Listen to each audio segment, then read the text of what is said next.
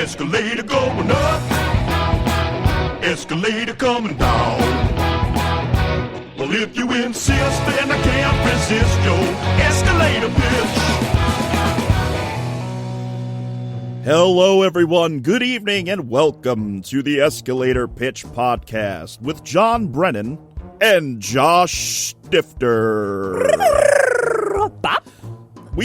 This is not an official episode, Josh. Nope, not official. This is what we're going to call Mega Maxi Bonus. Mega Maxi Bonus! This is a bonus episode, and I'll tell you why this happened. We had planned to do maybe 9, 10 episodes, just like British television. You know, we weren't going to go bloated like Americans, even though we are bloated Americans. Oi, governor! Oh, cheerio, then! We're going British, aren't we? Come on, a podcast here, now, governor! What are you saying, eh? I can't really do a British accent because I'll sound a little ridiculous and insulting, eh?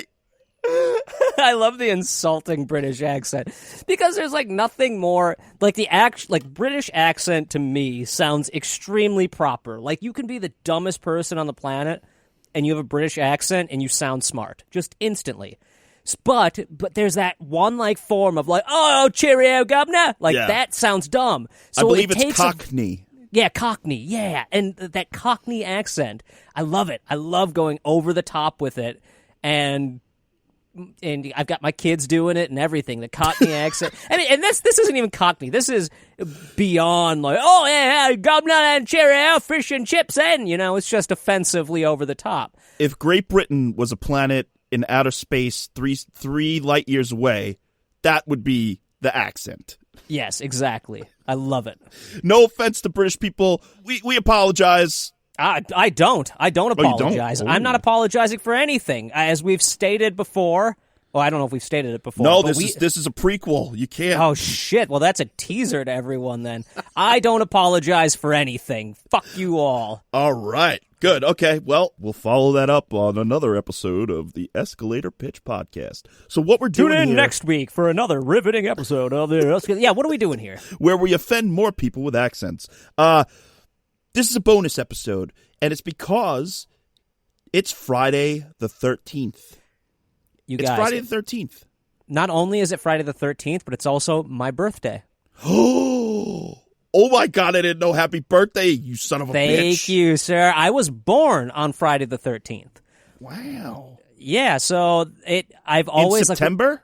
September the 13th. That's when I was born. And you got that song. That's a better smile, speaking to a hammer, smiling, party in September. You know that song? Oh my God, I do have that song. I didn't even know that, but now I do. Party in September. By Earth, Wind, and Fire. And I think, am I wrong? Friday the 13th came out in what year? It was... The first one, now you're testing my knowledge. I think it was 80 or 79. No, fuck. We can't do this. We can't let the audience know that we have no idea. As I type. We can let them know. I like to throw 1980. Okay. So, and I was born in 85. So 5 years later. Wow. And everyone wanted to name me Jason. No. Like, everyone wanted to, except for, of course, my mom and dad were like, that's the stupidest fucking thing. Just because he's born on Friday the 13th. Like, everyone was coming into the hospital, and then they were like, name him Jason. Because this was at the height of the Friday the 13th. Like, this was when that shit, 85, it was just, like, booming. Everyone knew Friday the 13th. Oh, my God. How dumb. Oh, really? You think that's dumb? Then they turned around and named me Josh, which is the worst name possible. Sorry, all the Joshes out there, but... Josh is all right. It's better than, I don't know... Jason? It's definitely better than Jason. But you know what? It's just like the idiots nowadays who have a baby and the baby has like a dragon pussy and they name her Khaleesi. That's fucking bullshit. You think it's because of the dragon pussy? I mean, why else? True. But yeah, I was born on Friday the 13th. So, you said we should do this bonus podcast. I'm like, this is perfect. It's my birthday. We could put it on an episode on my birthday. I could be like, hey, everyone, for my birthday this year, go listen to our stupid bonus podcast. But I'm gonna be honest with folks out there. I was never as big of a Friday the 13th fan as other horror films. Friday the 13th, and I think I realized why. As I was going through the stuff that you sent me now, Friday the 13th is based on a big, huge, hulking monster of a man that can kill anyone and doesn't die. There, to me, was never any relatability to that for me. That's why I'm a tiny dude. Like, I'm, 120 pounds soaking wet. And so that never became something relatable. But Freddy Krueger is like a skinny dude who talks too much. That was something I could relate to. The Gremlins were these tiny little monsters. I related to being tiny and creepy. Like, I could relate to other ones. So Friday the 13th, as much as I love it, and you'd think I'd be a huge fan because I was born on Friday the 13th, it was never as part of my lexicon or the movies I loved as other ones. For me, Friday the 13th, Part 4, the one with Corey Feldman, is the one that got me unafraid of horror movies. It's the one that brought me into enjoying horror movies because I watched it and I was like, that's not that scary. And then all of a sudden I said, well, if I can handle Jason Voorhees killing people, let's see if I can handle Freddy. Let's see if I can handle Michael Myers. And then all of a sudden the world of horror opened up to me. So I owe a debt of gratitude to Friday the 13th for not really being that scary. I mean, it's great. It's horrifying to actually think about if you were in that situation, this hulking demonic monster of a man who cannot be killed, destroying you and your friends and your family. That's pretty horrific, but it's sort of sometimes played for laughs, or almost always played for laughs. And as a kid, I said, it's Corey Feldman, I'm good. It's also popcorn fun of horror films. Like, that's why, like, when someone says they don't like one of them and they call it out, when they're like, Jason X was a pile of shit, which, okay, whatever, it's fucking stupid, just like the rest of them. The thing that I like the most about the franchise is it's the franchise that should not exist. Every movie that comes out, really, like, it's a miracle it got made. Like, each time, especially as I went through the history, because that was the fun part about preparing for this podcast. I kind of went through the history of facts that I didn't know, things that I hadn't really dug into, and figuring out all of this shit that has gone along with these movies. Like, every time one comes out, it's a movie that shouldn't have been. Well, the scare at the end of the original Friday the 13th, in one of the articles we read, it says that Tom Savini came up with that as like a jump scare just at the end, just to add something extra, and all of a sudden it becomes this booming franchise that would have had a single picture if it had not been for Jason at the end of that movie. 100%. That is the craziest thing about this whole franchise. It's a character that we all know.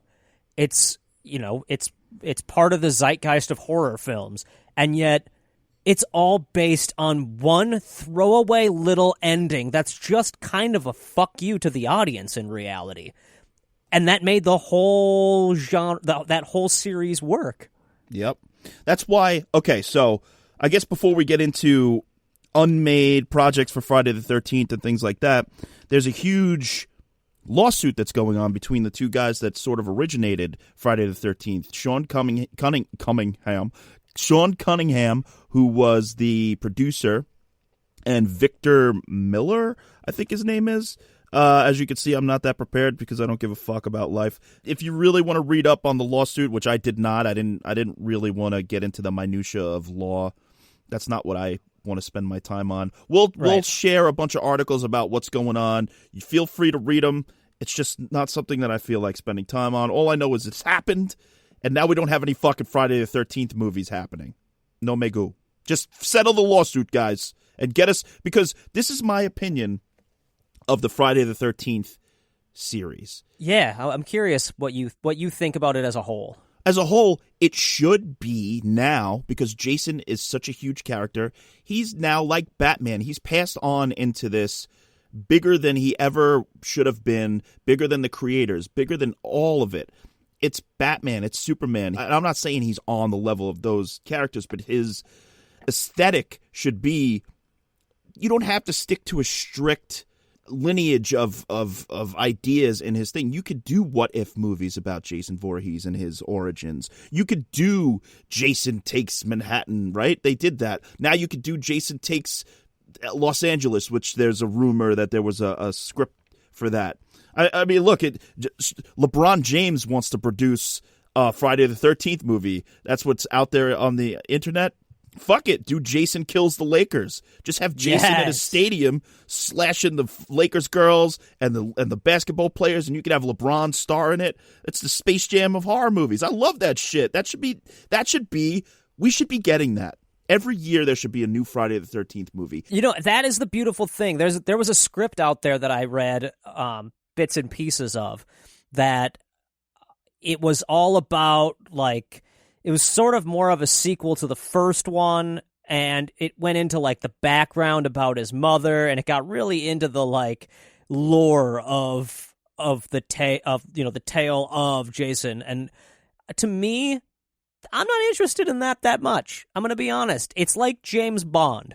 I just want to see another adventure of Jason Voorhees killing people. And if that's going to be in space, great. If that's going to be somewhere else, great. But what I would love to see happen with it is it take on that, you know, what the Bond movies have, where they have a fucking budget and they're able to put it. You watch Jason X and the movie kind of looks like a pile of ass. Like, it's fun to watch and there's some amazing kills, but it looks like it was shot for $1.97 and has some really, really, really poor choices as far as, like, visual effects and stuff go.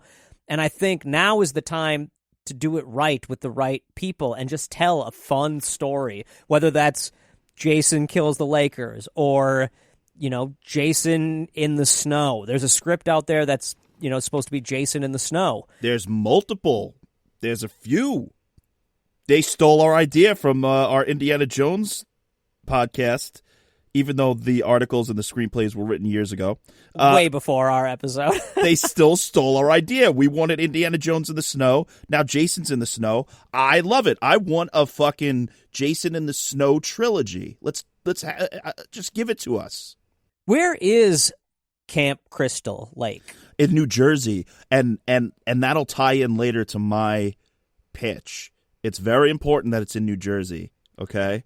But yeah, it's in New Jersey. An interesting factoid, the original Friday the 13th was shot right across the same lake as Mother's Day by Troma Entertainment. They were shooting simultaneously around the same lake. Oh, wow. That is super cool. So it freezes there, right? Yeah, it should freeze. The lake would freeze. There could totally be a Jason in the snow there. Hell yeah. There's badass blizzards in the east. Right on. See, I'm in for that. I think that's great. If it's just people who shouldn't be going to this lake being killed at this lake by him every time, but then he can also venture out. Now, I'll say this, Jason Takes Manhattan. Not a great movie all around. Pretty sloppy as far as, but digging into that and realizing, oh, it's because they just kept cutting the budget. That makes a lot of sense. Oh, it sucks. And he didn't really take Manhattan. He just kind of brushed against Manhattan. He sort of meandered into, like, back alleys of Manhattan for, 10 minutes of the movie. That were really shot probably in Toronto or some shit. Yeah, right. There is that one great sequence where he's in Times Square. Yeah. And just imagine if the whole movie had been that, it would have been fucking phenomenal. Well, there was like a sequence apparently in the script. There was sequences where he was supposed to climb the whatever building. What building was he supposed to climb in? I don't know which one. The Chrysler Building, the Empire State Building. Empire State, probably. I mean, just I don't know. King Kong? I didn't.